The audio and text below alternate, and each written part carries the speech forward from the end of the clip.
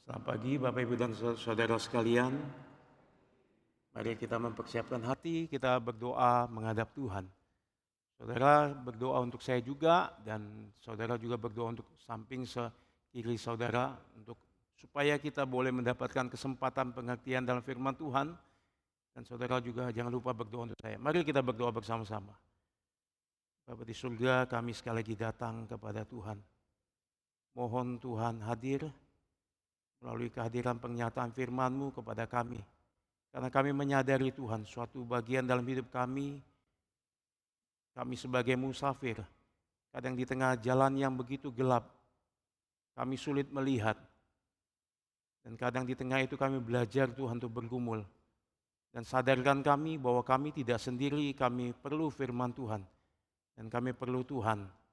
Dan kami perlu mengenal pribadi Tuhan yang selalu ada bersama kami, yang menuntun, yang menopang, yang membawa kami untuk menjadi satu kemenangan, hidup yang menjadi saksi dan berkat.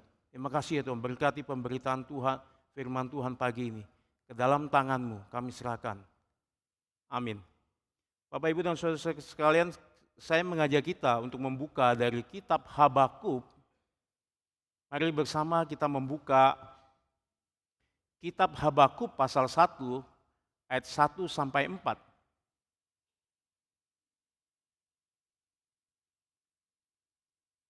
Saudara, pagi ini kita akan merenungkan firman Tuhan dengan satu tema seruan di dalam kesesakan, di mana kita menyadari ini menjadi satu bagian pergumulan, bukan hanya Habakuk, tapi kita juga di tempat ini.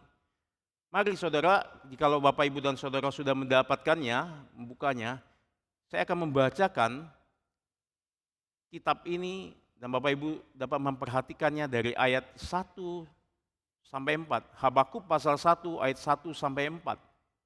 Ucapan ilahi dalam penglihatan Nabi Habakuk. Berapa lama lagi Tuhan aku berteriak, tetapi tidak kau dengar. Aku berseru kepadamu penindasan, tetapi tidak kau tolong. Mengapa engkau memperlihatkan kepadaku kejahatan, sehingga aku memandang kelaliman? Ya, aniaya dan kekerasan ada di depan mataku. Perbantahan dan pertikaian terjadi, itu sebabnya hukum kehilangan kekuatannya dan tidak pernah muncul keadilan. Sebab orang fasik mengepung orang benar. Itu sebabnya keadilan muncul terbalik. Demikianlah pembacaan firman Tuhan kita pagi ini, saudara. Saudara, kitab ini sangat menarik untuk kita telusuri, saudara.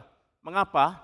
Karena kita melihat satu bagian, biasanya nabi itu ya ketika mendapatkan wahyu Tuhan, mereka berbicara mewakili Tuhan, menjadi satu wadah untuk menjadikan aspirasi untuk menyatakan isi hati Tuhan kepada umat. Namun sebaliknya saudara, kita melihat ini berbeda. Habakuk justru ketika mendapat apa yang ia lihat dari Tuhan mengenai keadaan bangsanya, ia justru kembali berbicara kepada Tuhan. Bukan hanya berbicara saudara, ia bergumul bersama Tuhan saudara.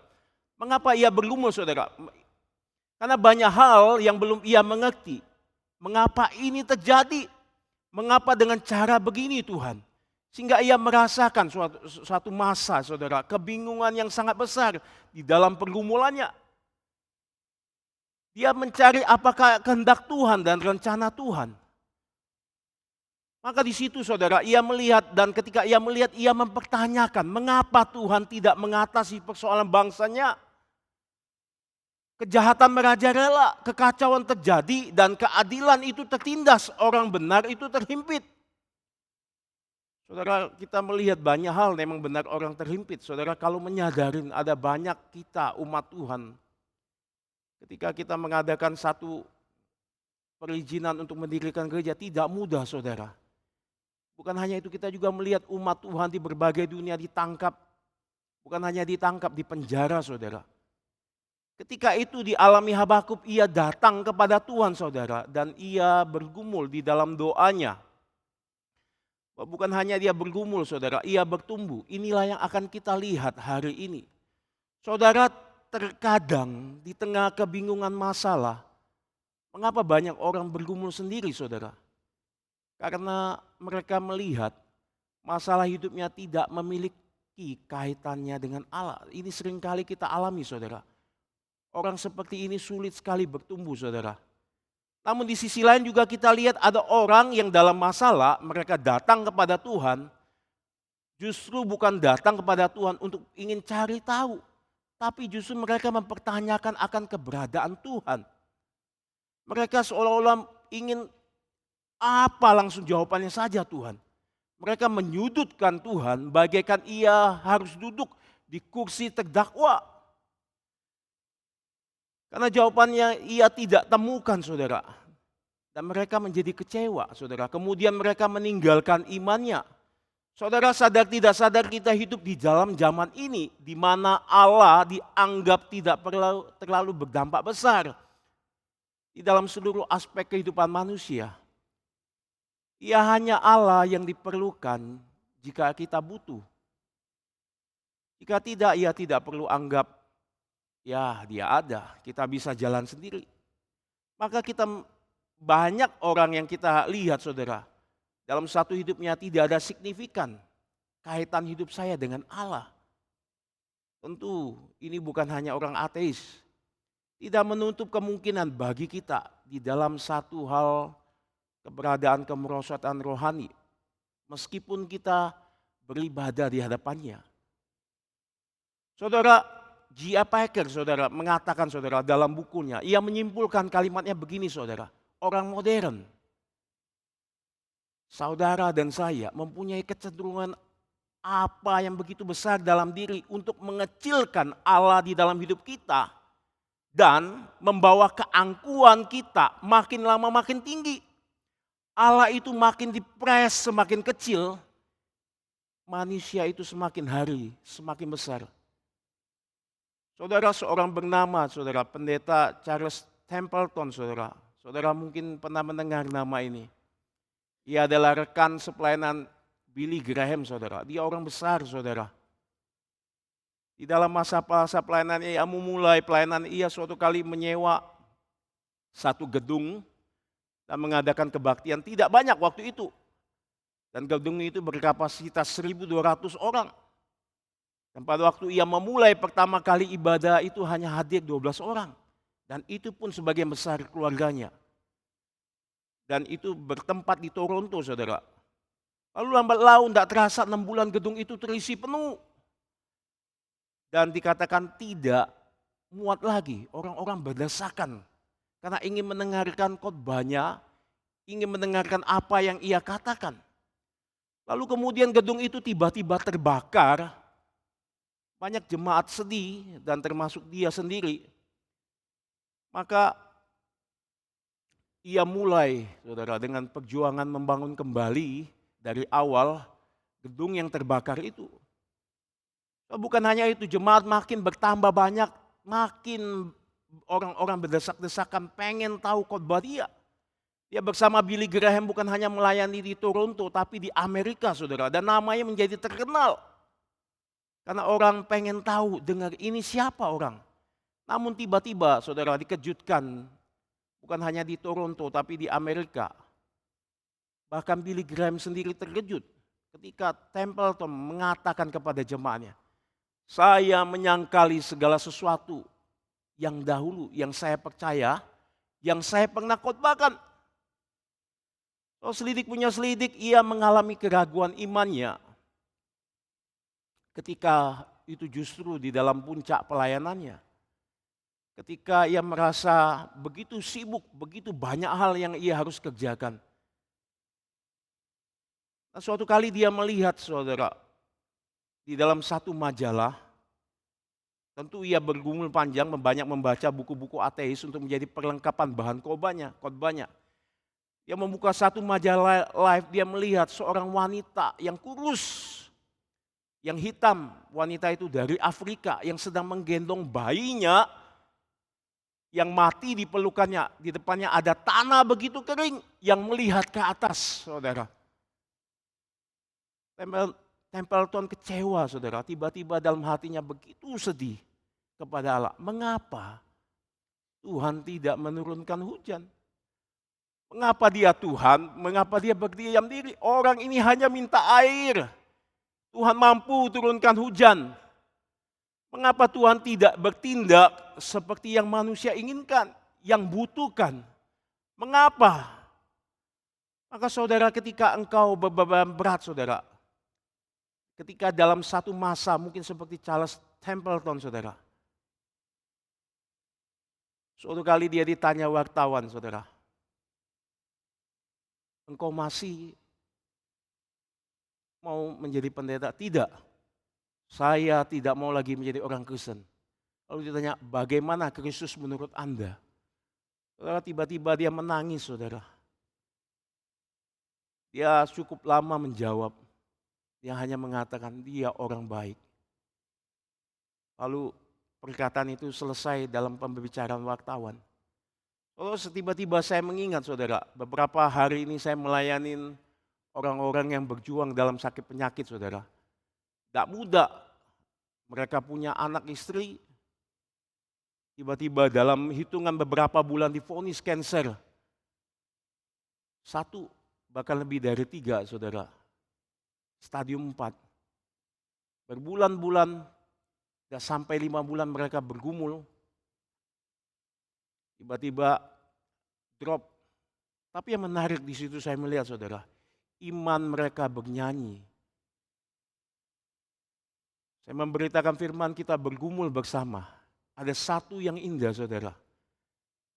Yang saya kaget ketika dalam sakit penyakit yang tidak tahankan obat, mungkin hanya bereaksi sebentar untuk menahan kesakitan. Dia menyanyi saudara. Imannya bernyanyi ketika di dalam penderitaan. Karena apa saudara? Karena dia tahu, dia meresponi Tuhan. Kuk yang Tuhan pasang di dalam kesulitannya. Bukan hanya dia pikul. Karena Tuhan itu juga pikul. Sehingga kuk kita yang lalui itu menjadi ringan. Itu sebab dia bisa memuji Tuhan. Tengah-tengah itu saya menyadari Tuhan mengatakan, hai engkau yang berletih lesu beban berat. Datanglah kepadaku, justru pikullah kuk. Jangan lari saudara ketika dalam pergumulan. Karena engkau tidak bergumul sendiri. Jangan bergumul sendiri di dalam kesulitan sakit penyakit. Atau di dalam masalah banyak hal dalam keluarga. Datang kepada Tuhan. Karena Tuhan memberikan ruang seperti Habakuk untuk kita bertanya bersama, bergumul dengan dia.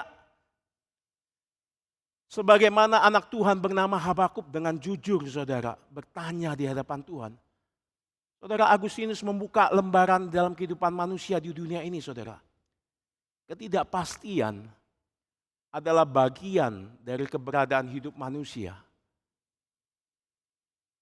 Hari ini kita tidak tahu apakah besok masih bisa menghirup napas, kita tidak tahu.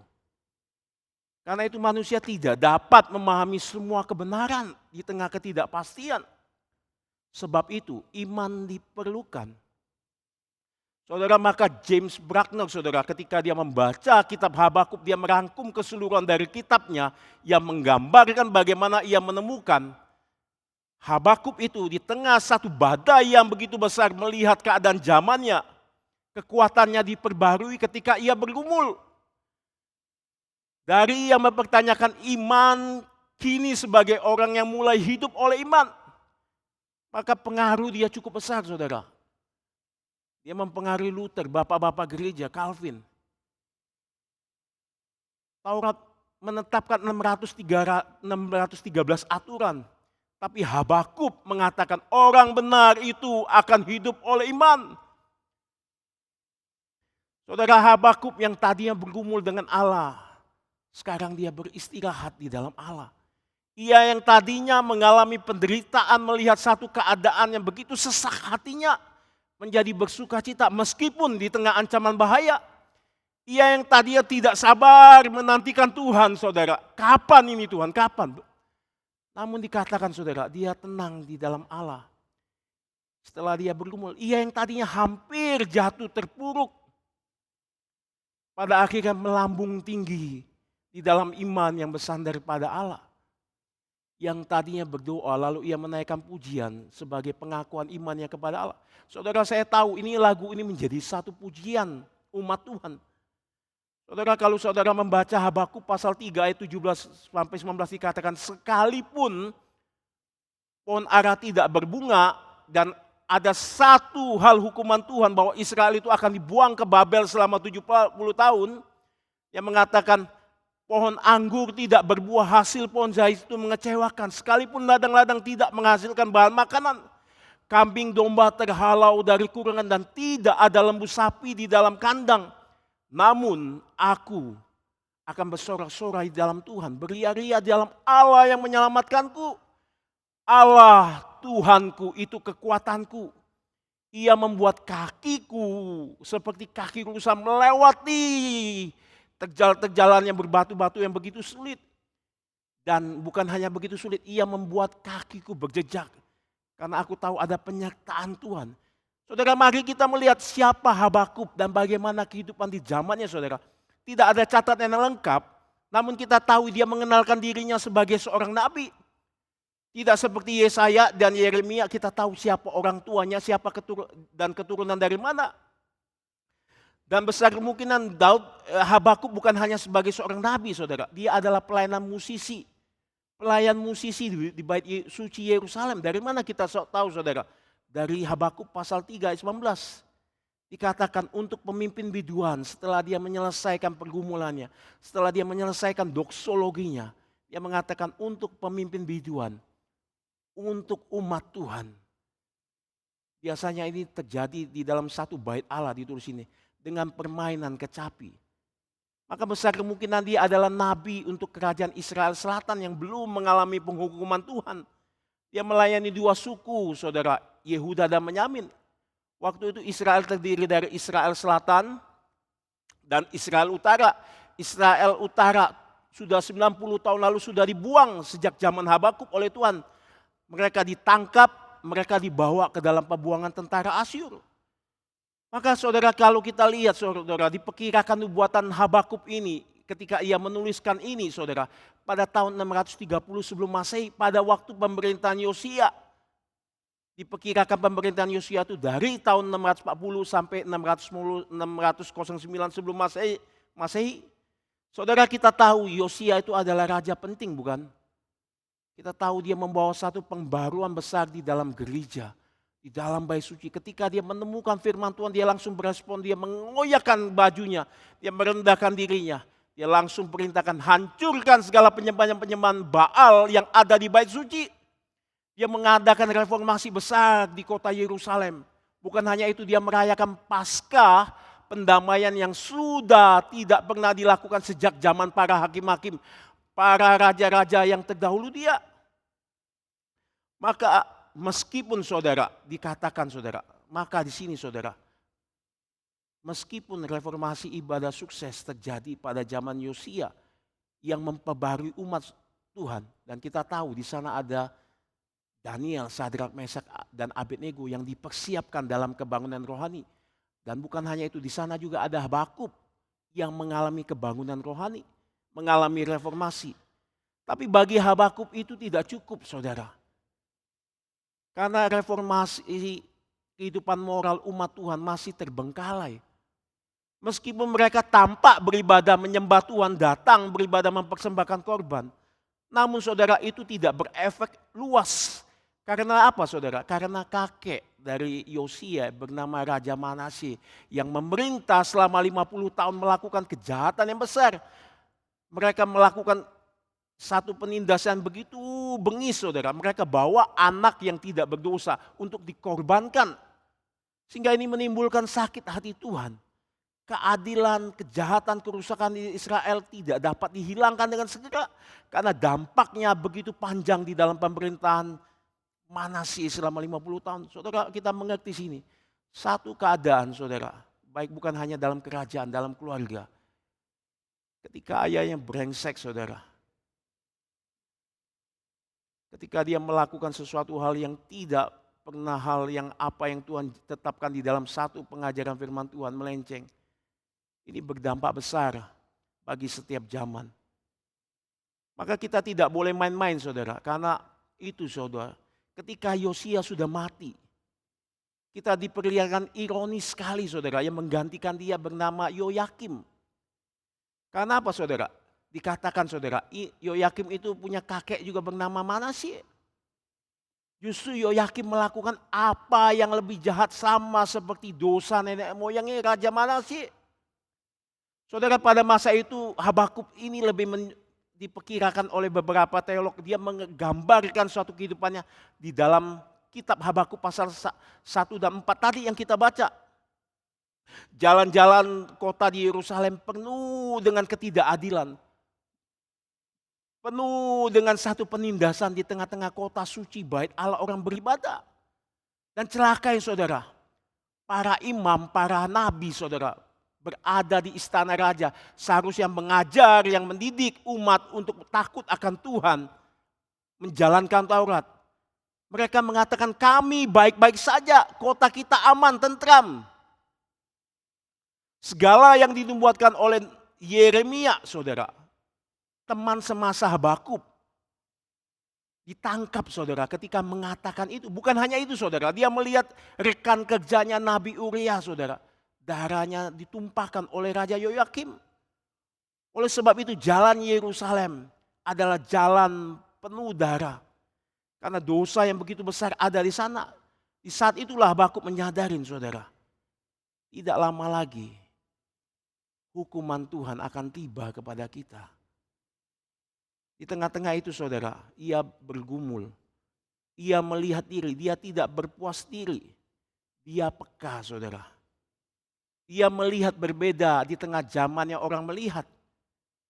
Tapi menarik saudara, ketika tidak ada satu tempat berbicara, ketika ada tempat yang lakukan.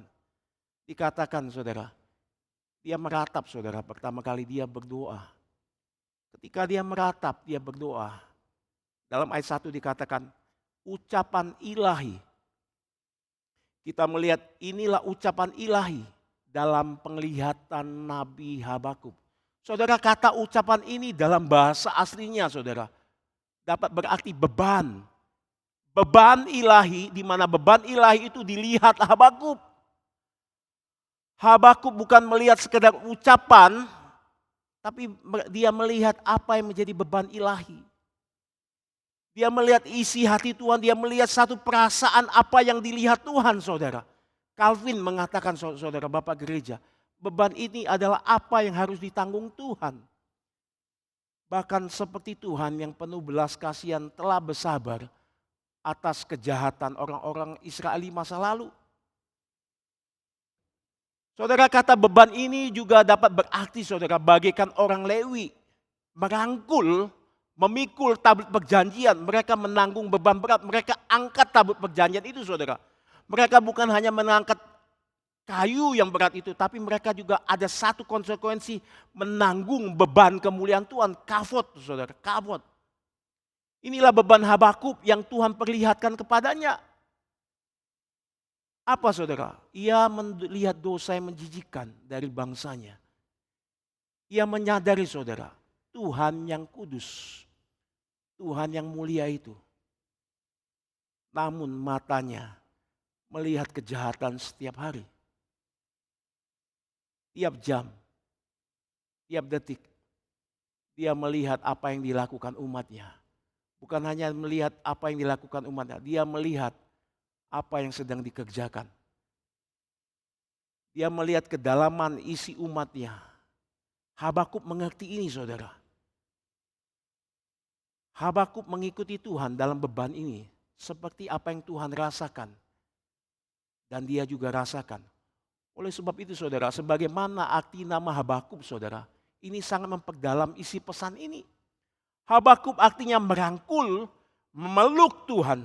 Seorang hidupnya selalu merangkul dan memeluk Tuhan. Apa yang Tuhan lihat, ia lihat.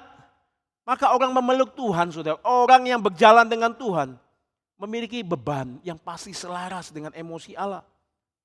Saudara, kita tahu ya, beberapa hari lalu demo ya. Saudara tahu apa penyebab demo besaran itu di berbagai kota, di berbagai tempat. Mencari keadilan hukum kan? Mengapa saudara? Mereka lihat bukan hanya sekarang. Tapi sudah gejalanya sejak ada beberapa bulan lalu. Karena perubahan besar terjadi di negara kita, para elit merubah aturan konstitusi. Saudara, izinkan saya tanya, apa kita peka akan hal ini? Mungkin kita mengatakan, sudah nggak ada apa-apa, biasa itu. Tapi tunggu dulu saudara, apa yang Tuhan lihat dari ini? Saudara, saya mendengar beberapa orang mungkin, ya sudah, anak saya kalau dalam demo besar-besaran kita jaga-jaga. Takut terjadi masalah yang besar di tahun seperti 98. Kita amankan aset kita dulu. Anak gak usah sekolah, jaga-jaga. Kita jaga-jaga suatu kalau keadaan itu buruk. Saudara, ini wajar sebagai manusiawi, namun ada yang lebih dari itu saudara. Yang tidak wajar. Ketika hidup setiap umat Tuhan, ketika melihat apa yang terjadi yang Tuhan lihat, termasuk di Indonesia. Ketika kita digerakkan hanya berfokus kepada narasi diri, narasi keluarga kita, pekerjaan kita. Setidaknya izinkan saya lebih lanjut saudara. Adakah yang melihat setiap apa yang lihat di dunia ini sebagai narasi Tuhan, bukan hanya dalam keluarga, dalam pelayanan, dalam pekerjaan. Apa yang kita lihat?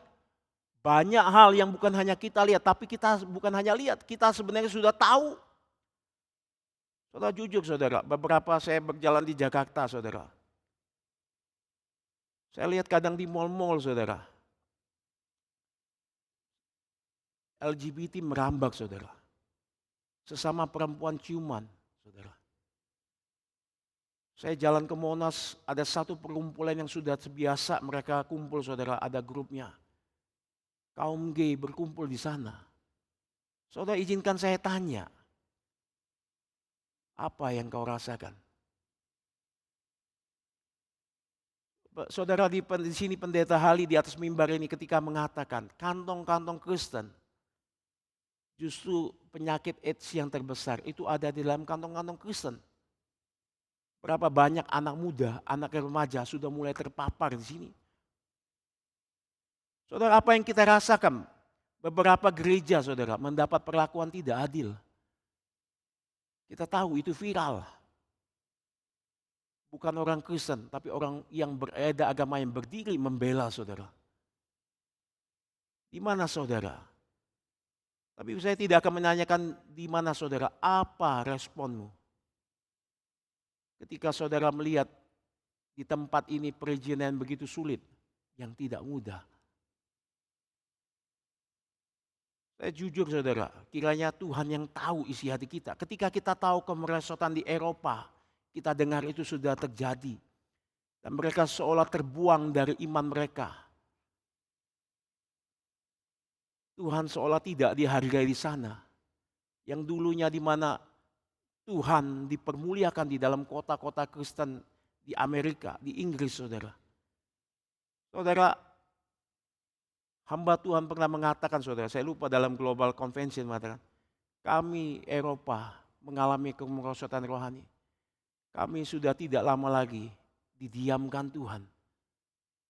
Kami dibuang Tuhan. Kami perlu Indonesia berdoa bagi kami. Saudara, jangan pikir saudara bukan hanya di Eropa dan itu tidak menutup kemungkinan terjadi di tempat kita. Apa kepekaan imanmu ketika melihat ini, keadaan ini yang seperti saya katakan terjadi? Suatu kali saya berkata saudara, saya mengajar di PLC saudara. Saya mengatakan keadaan remaja begini, mereka tertawa saudara. Mereka tunjuk-tunjuk saudara. Seolah-olah kamu ya. Bagaimana anak remaja saudara tidak lagi peka akan dosa. Bukan satu dua saudara. Hampir satu kelas itu tertawa saudara. Saudara, apakah saudara mempunyai kesedihan sebagaimana Habakuk lihat yang dia lihat dari Tuhan? Apakah saudara punya beban ketika itu engkau mendengar firman Tuhan? Saudara, adakah di Alkitab yang ketika Tuhan nyatakan panggilan kepadanya untuk menjadi berkat, namun dia meremehkan panggilan itu? Ada saudara. Siapa? Lot. Lot dikatakan oleh Petrus bahwa dia adalah orang benar. Namun celakanya dia menderita saudara. Dia mengerti bahwa panggilan Abraham dipanggil untuk menjadi berkat. Berjalan di jalan Tuhan. Suatu kali terjadi konflik saudara, dia harus pisah saudara. Dia lihat lembah Yordan itu begitu subur. Lalu dia pilih di sana. Lalu lambat laun dia masuk ke kota Sodom dan Gomora saudara. Bukan hanya masuk saudara, dia jadi pemimpin di sana. Dan Alkitab mencatat, dia menjadi tua-tua saudara. Dan dia berinteraksi. Saudara pernah dengar catatannya, dia bergumul. Saudara pernah dengar catatannya, dia memberitakan Injil. Tidak ada saudara. Tidak ada satupun kota itu yang percaya Tuhan. Kecuali dia saudara. Anak-anaknya. Saudara tahu juga papanya Manasye bernama Hizkia. Ketika dia sakit, dia bergumul, dia bantuan, dia minta Tuhan sembuhkan dan ternyata Tuhan sembuhkan. Tiba-tiba ada utusan dari Babel. Waktu itu Babel masih raja kecil. Maka datang ke tempat kerajaan Israel Selatan. Bertemu Hizkia, memuji dia. Karena dia melihat begitu agungnya kerajaannya. Dia memperlihatkan, Hizkia memperlihatkan segala kemewahannya. Dia bangga, dia senang, dia sembuh. Suatu kali Yesaya datang. Yang kau lihat semuanya akan diangkut ke dalam tempat orang yang melihat itu, ke Babel. Apa yang Hizkia jawab di catatan firman Tuhan dalam 2 Raja-Raja 20 pasal 1. Asal zamanku baik-baik toh. Asal zamanku baik-baik. Dan dia melahirkan raja bernama Manasye. Saudara, mari kita lihat bagaimana Habakuk menghidupi beban ini saudara. Ketika beban ilahi Tuhan sharing kepadanya, dia mengatakan, berapa lama lagi Tuhan? Aku berteriak tapi tidak kau dengar. Aku berseru kepadamu. Penindasan tetapi tidak kau tolong. Saudara, sebenarnya kata pertama muncul dalam ayat kedua dalam bahasa Ibrani menekankan seruan tangisan saudara. Dia menangis, Tuhan tolong, ketika melihat satu kejahatan, ketika satu kelihatan penindasan, hukum dipermainkan, ketidakadilan merajalela. Umat Tuhan begitu menderita, umat Tuhan begitu sulit. Dan celakanya para elit mengatakan kami baik-baik saja. Para nabi dan para imam tidak peduli saudara. Gereja baik-baik saja.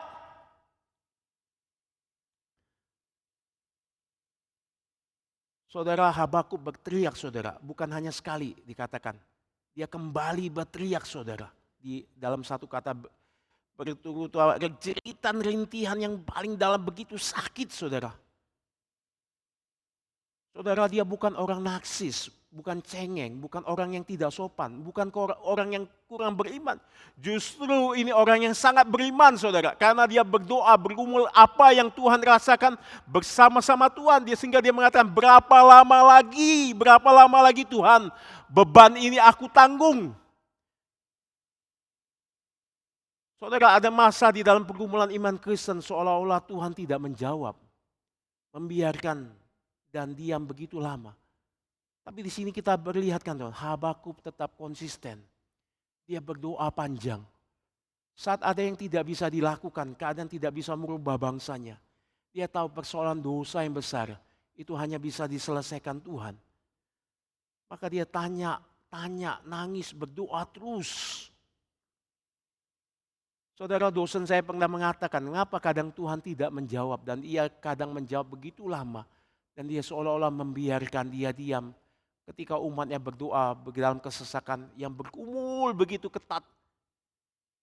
Dia mengatakan begini saudara, kalau tiap kali Tuhan segera menjawab permohonan seruan manusia dan umatnya, tentu semua orang akan berseru. Orang-orang akan datang antri saudara. Dan akhirnya Tuhan akan dianggap sebagai lampu Aladin.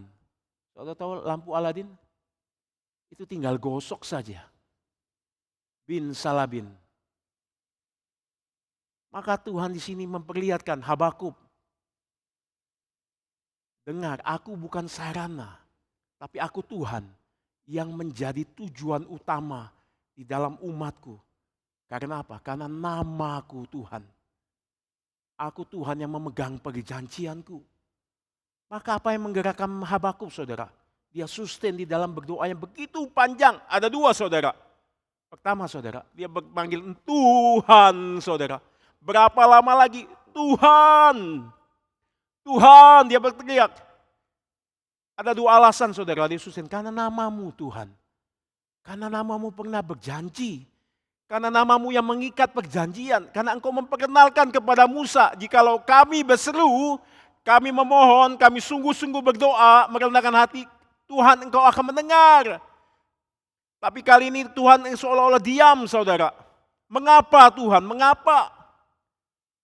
Engkau justru memperlihatkan kepadaku kejahatan. Dan aku memandang kelaliman. Saudara, waktu saudara membaca ini, Habakuk langsung mempertanyakan Tuhan. Dia bilang, mengapa kejahatan bukan bertambah banyak? Bukan hanya itu fokusnya, saudara. Tapi yang dia bertanya, mengapa Tuhan? Saudara, ini seruan orang yang percaya kedaulatan Tuhan. Tidak ada segala sesuatu yang terjadi tanpa izin Tuhan. Saudara, Petrus mengatakan ketika Tuhan mengizinkan segala sesuatu terjadi, ia menanti dengan sabar kapan umatnya kembali. Saudara, setelah Habakuk, maka dia sustain bertahan lama. Saudara, kita melihat, saudara, di dalam keyakinan inilah ya Habakuk mengatakan, bukan hanya Tuhan. Tuhan, kau lihat, hukummu dipermainkan, dalam bahasa aslinya Torah. Bukan hanya Torah, dalam pengertian sekarang, pemerintahanmu yang berdaulat itu, Tuhan. Pemerintahmu yang engkau nyatakan melalui hukummu yang memerintah kami, engkau adalah Raja besar. Sekarang Tuhan, Israel yang kau pimpin dan namamu yang kau taruh di dalam baitmu yang menjadi tanda kehadiranmu. Sekarang dalam pemerintahmu begitu lemah. Habakuk mengingatkan Tuhan, demi Tuhan. Saudara sadar tidak sadar, saudara, mungkin kita berdoa digerakkan hanya untuk sesuatu. Ya, hanya untuk sesuatu. Saudara, ketika saudara berdoa, ketika melihat kursi ini kosong, oh karena kursi kosong, kita berdoa. Tidak salah, saudara, tapi kurang cukup. Kita berdoa supaya kursi ini kosong, supaya Tuhan panggil tempat di mana mimbar Tuhan, tempat umat Tuhan berelasi, bersekutu, bergumul bersama-sama. Mereka bisa melihat kemuliaan Tuhan, menikmati Tuhan. Bukan hanya kursi kosong, mereka berjumpa dengan Tuhan. Saudara, baru-baru ini NRITC, saudara. Biasa setiap tahun kita ada. Ketika NRITC, apa yang menggerakkan kita? Berminggu-minggu kita berdoa untuk acara yang besar. Saudara, saya tidak mengatakan tidak boleh berdoa untuk NRITC. Kita harus berdoa itu gitu. Tapi karena apa? Maka pertanyaannya, apa yang menggerakkan engkau berdoa? Inilah alasannya. Karena nama, karena kemuliaan, kafot, beban yang dipikul umat Tuhan. Seperti kaum Lewi mengangkat tabut perjanjian. Saudara, istri anak Imam Eli, dia tahu, saudara, ketika penderitaan yang paling besar dalam proses pelahirannya. Dia tahu ketika tabut Allah tidak ada lagi diambil oleh orang Filistin. Dia mengatakan anaknya Ikabod. Sekarang kemuliaan Tuhan sudah pergi. Saudara, mengapa Inggris itu begitu sulit, saudara? Martin Luther di dalam zamannya di Jerman juga melihat kepekaan, melihat zamanannya. Lalu Martin Lloyd Jones, saudara, di kota Inggris, saudara, ketika dia melihat itu, dia menangis, dia merintih, saudara. Dia bergumul. Dalam dia bergumul itu dia melihat satu hal. Tuhan, aku tidak mampu melihat ini semua. Keadaan begitu bejat di Inggris. Seks bebas, kejahatan satu sama lain saling menikam, orang pesta pora, gereja begitu sepi. Siapa yang bisa menampung ini? Dan dia berdoa, Tuhan, nyatakan kemuliaan. Berikan sebagaimana engkau berikan kepada Bapak di mana engkau pernah pakai. Seperti Daniel Rowland yang pernah ada di Inggris. Sekarang Tuhan nyatakan kemuliaan-Mu. Dia berdoa merintih setiap hari. Beberapa catatan istrinya melihat. Setiap hari, saudara, dia masuk kamar, dia berdoa tiap jam, saudara. Sampai suatu kali jemaat kunjung, tak kunjung, tiba ketika dikunjungi Martin Lloyd Jones, kedengaran suaranya begitu sedih. Saudara tahu waktu itu Westminster Abbey begitu penuh dipakai oleh Tuhan. Begitu banyak orang bodong-bodong. Saudara lihat khotbahnya biasa-biasa saja. Dia ngomong begitu cepat. Tapi bukan karena dia, karena Tuhan menarik, karena namanya ada satu masa Inggris. Gereja itu penuh bukan karena Martin Lloyd Jones, karena Martin Lloyd Jones merindukan kemuliaan Tuhan dinyatakan di dalam Westminster itu. Tapi celaka saudara, sekarang itu menjadi sepi kembali. Dia mengatakan saudara, ketika dalam dia penyakit, ketika dia dalam sudah berumur tua, dia sakit kanker. Siapa yang melanjutkannya? Kemuliaan Tuhan sudah beralih dari tempat ini. Saudara, yang kita rasakan, Tuhan juga rasakan. Dalam Bilangan 14 ayat 11, Tuhan pernah berkata kepada Musa, berapa lama lagi Musa? Berapa lama lagi bangsa ini menista aku? Dan berapa lama lagi mereka tidak mau percaya kepadaku? Mereka bersungut-sungut. Mereka tidak peduli sekalipun sudah kuadakan tanda-tanda mujizat yang kulakukan di tengah mereka. Tuhan berteriak saudara. Kata-kata ini seolah menakutkan saudara. Musa langsung gentar saudara. Karena Tuhan akan melenyapkan bangsa ini. Dan engkau Musa, aku akan kujadikan kau sebagai suatu bangsa dan keturunanmu. Saudara, ketika itu Musa mengerti. Musa langsung berdoa di hadapan Tuhan. Seolah Musa mengatakan, Tuhan, demi kemuliaan-Mu, demi kehormatanmu sendiri. Karena engkau yang sudah membawa kami keluar dari Mesir. Nanti apa kata orang menghina namamu Tuhan? Orang mempermalukan namamu. Apa yang akan dikatakan Mesir? Bahwa engkau tidak mampu menuntun mereka masuk ke dalam tanah Kanaan. Oh, Musa mengerti nama Tuhan. Itu lebih utama dari hidupnya saudara. Saudara, maka saya meminjam kalimat saudara, Martin Lloyd Jones, dia pernah mengatakan sendiri saudara, dia bertanya kepada umat Tuhan, sudahkah kita benar-benar memperhatikan yang pertama dan yang utama yaitu kemuliaan Tuhan di zaman yang mengabaikan Tuhan? Saya tidak bertanya apakah Anda terganggu oleh dosa-dosa di zaman ini. Ini bukan pertanyaan saya. Adalah hal yang sederhana untuk engkau marah, engkau terganggu oleh karena satu keadaan yang tidak beres, penistaan, dosa, kejahatan. Engkau merasa, mengapa gitu ya? Kecabulan, penyimpangan, dan kejahatan yang kita lihat di kota besar ini saudara. Mungkin saudara kita rasakan itu. Kita menjadi kesal dan jengkel. Tapi Anda tidak perlu menjadi seorang Kristen untuk merasa kesal. Merasa jengkel, marah seperti itu. Karena orang beragama lain pun merasakan seperti itu. Seperti orang Farisi yang dia katakan. Juga kesal keadaan itu. Apa ujian kehidupan seorang Kristen di dunia berdosa ini? Ini adalah duka. Duka di dalam hati karena cara manusia tidak memuliakan Tuhan. Dosa adalah kehilangan kemuliaan Tuhan. Saudara, Martin Lloyd Jones peka akan hal ini. Pemazmur Daud saudara ketika melihat satu keadaan zamannya, dia menghancurkan hatinya. Dia melihat kesedihan dari orang-orang yang mengabaikan Tuhan. Orang-orang yang menghujat nama Tuhan, menodai kesucian dan keadilannya. Pemazmur itu berduka saudara di dalam roh. Dan mereka tidak bisa tidur sampai nama Tuhan dipermuliakan. Dan beban itu menjadi perhatian mereka. Oleh karena itu saudara, kapan terakhir engkau mengalami beban ini? Kedukaan, kesedihan yang membuat engkau sungguh-sungguh berseru melihat beban yang Tuhan alami. Izinkan saya bertanya, adakah kita berdoa untuk gereja ini? Adakah kita berdoa untuk orang-orang yang di NTT? Begitu banyak anak-anak terpapar yang pendeta Harley sharingkan saudara. Yang kedua saudara, mengapa dia bertahan dalam berdoanya, dalam pergumulan? Yang kedua saudara, karena orang benar itu adalah gereja Tuhan. Habakuk tahu cara Tuhan membangun kerajaannya, membangun kerajaan iman adalah melewati umatnya, gerejanya. Karena gereja mempunyai fungsi iman. Melalui gereja, dunia ini mendapat berita pembebasan. Gereja sudah ditebus oleh Tuhan. Mengenal hidup di dalam iman, di dalam satu menyatakan sebagai terang garam dunia. Itu sebabnya saudara, gereja harus berdoa. Mengapa gereja sepi saudara? Salah satunya mereka tidak punya beban ini. Mereka tidak melihat apa yang Tuhan lihat. Mereka tidak bergumul bersama.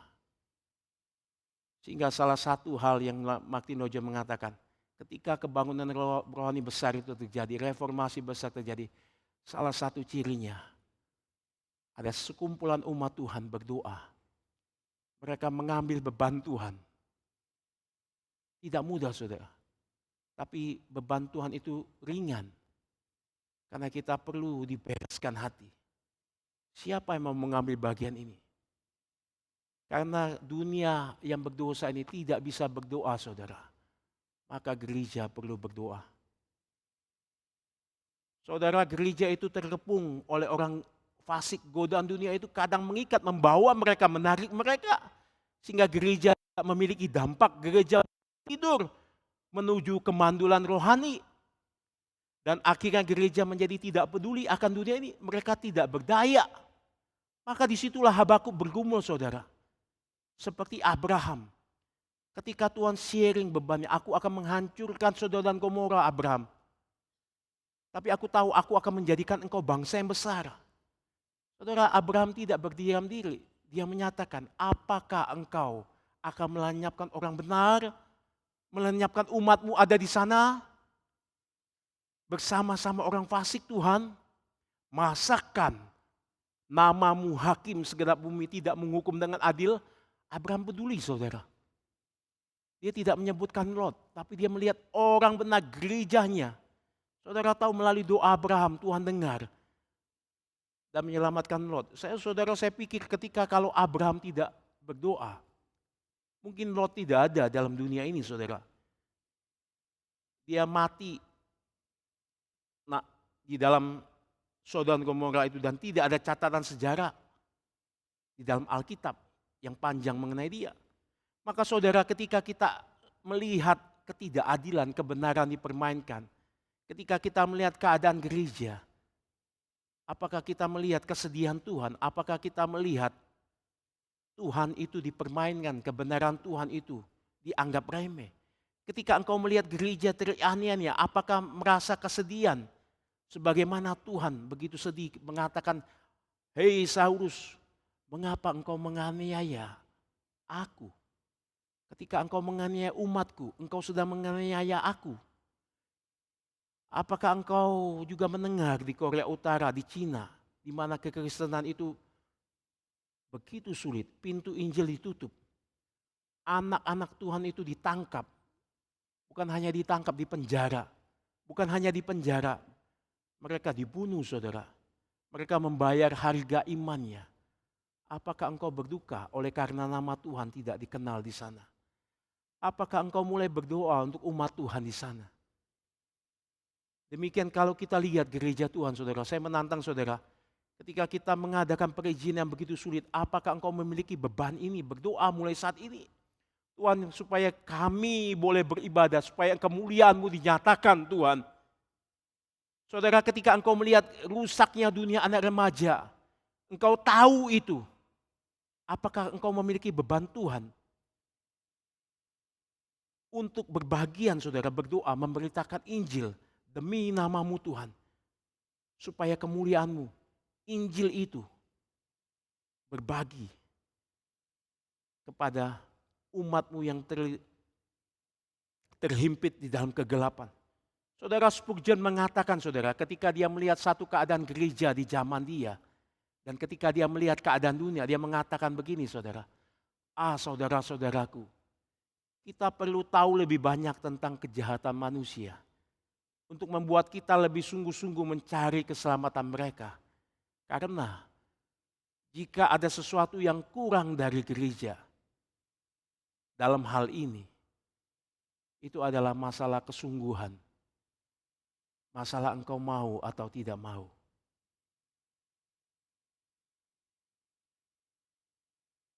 Lebih dari itu saudara, Habakuk melalui perenungan Habakuk ini saudara mengingatkan kita. Sadarkah engkau bahwa engkau pernah dirangkul, engkau pernah dipeluk oleh Tuhan, sehingga engkau menjadi bagian di dalam anak-anaknya. Engkau bagaikan anak bungsu yang terhilang. Tapi Tuhan melihat engkau dari jauh, yang kotor, yang najis. Waktu di dalam kejauhan dia berlari, bukan hanya berlari, dia mendekap anaknya yang terhilang itu. Sadarkah engkau? Ketika engkau dipeluk ya, dia menyatakan kemuliaannya bagi namanya kepada engkau. Tapi saudara ingatlah ketika dia memeluk engkau, ada satu korban yang dikorbankan yang mengatakan, mengapa? Di atas kayu salib, Allahku mengapa? Tidak ada jawaban saudara, Tuhan diam, Tuhan silent. Dia menderita karena apa? Menggantikan kita. Saudara, ini adalah satu ketakutan yang luar biasa kalau ketika kita menyadari Tuhan diam. Ketika kita mendengar firman Tuhan, kita tidak mempunyai hati, tidak punya respek akan hal ini. Maka sekali lagi ada kesempatan saudara, sebagaimana terjadi di Eropa, mungkin terjadi di Indonesia. Apakah engkau mengerti beban Tuhan? Alkitab mengatakan penghakiman itu bukan dimulai di luar. Penghakiman itu dimulai dari gereja. Karena Tuhan menanti orang luar untuk datang masuk. Dia menanti umat yang bergerak. Segala hal apa yang Tuhan nyatakan kepada gereja, dia akan minta pertanggungjawaban satu persatu di hadapan tahta penghakimannya. Maka saudara, ketika kita mendengar firman Tuhan, mari kita merendahkan hati. Berjanji saudara, sederhana. Tidak ada bahasa yang banyak kita lakukan. Mari kita apapun yang kita dengar hari ini, kita pegang satu yang Tuhan taruh beban di dalam hati Anda.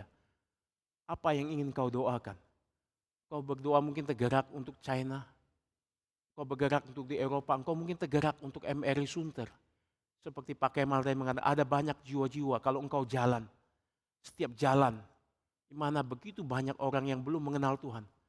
Ada satu tempat-tempat yang dimana penuh dengan penyembahan-penyembahan yang berbeda. Di dalam satu penyembahan Allah yang benar. Apakah engkau melihat begitu kota Jakarta? Apa engkau biasa saja? Tidak ada dampak untukku. Saudara, mari kita bergumul di dalam Habakuk. Demi apa? Demi namamu Tuhan. Demi gerejamu. Dan kiranya Tuhan memberkati kita. Karena dia sudah merangkul kita. Dia sudah memeluk kita. Mari kita berdoa di hadapannya. Saudara, sebelum saya berdoa, saya mengajak saudara untuk berjanji saudara. Ketika kita mendengar firman Tuhan, apakah saudara mau mengambil bagian di dalam respon? Ketika engkau melihat, apa yang engkau lihat, sebagaimana Tuhan lihat. Karena Tuhan yang suci, yang Tuhan adil, dia melihat apa yang terjadi di dunia ini. Matanya yang suci memandang segala hal apa yang terjadi. Dia melihat kejahatan. Dia melihat begitu banyak anak-anak Tuhan yang terhimpit, terhilang. Kalau dia mengatakan, mengapa Allahku, Allahku, itu bukan seharusnya dijawab oleh Bapa di surga. Tapi dijawab oleh kita di tempat ini. Karena demi kita, seharusnya kita menjawab, mengapa Tuhan mengatakan Allahku, Allahku, mengapa engkau meninggalkan aku. Ketika kita tahu itu, mari saudara jangan anggap remeh. Mari jangan keraskan hati. Mari kita lembutkan. Kita membawa kesungguhan hati kita untuk menghadap Tuhan, untuk mendoakan satu bagian mungkin dalam setiap hari. Mendoakan apa yang Tuhan ingin tanamkan kepada kita. Terutama kita berdoa untuk perizinan gereja saat ini. Bukan karena sesuatu kita mau gereja kita berdiri di tempat ini, bukan. Karena ingin kita mau tegakkan nama Tuhan diperdengarkan dari tempat ini. Kemuliaan Tuhan dinyatakan pada orang-orang di sekitar di tempat ini. Gereja Tuhan dimasurkan. Hamba-Mu telah selesai berbicara Tuhan. Hamba tidak tahu apa yang akan dialami ke depan. Tapi satu hal, biarlah kami terus bersandar memegang firman Tuhan. Karena firman Tuhan adalah jalan kehidupan yang memimpin kami, membawa hati kami kepada terang ilahi untuk melihat apa yang menjadi kehendak dan rencanamu di dalam dunia ini, di dalam gereja yang menjadi isi hati Tuhan. Kami tidak berdiam diri, kami mulai bergumul melihat banyak hal. Setiap jemaatmu bukan hanya menjadi penonton, bukan hanya jadi yang melihat, bukan hanya tahu, tapi bergerak, bergumul bersama-sama. Sebagaimana engkau di surga berdoa, bergumul kepada umatmu di dunia ini. Dengar doa kami, karena kami mohon di dalam anak-Mu yang sudah menjadi penembus dan juru selamat kami hidup. Kami berdoa dan mengucap syukur. Amin.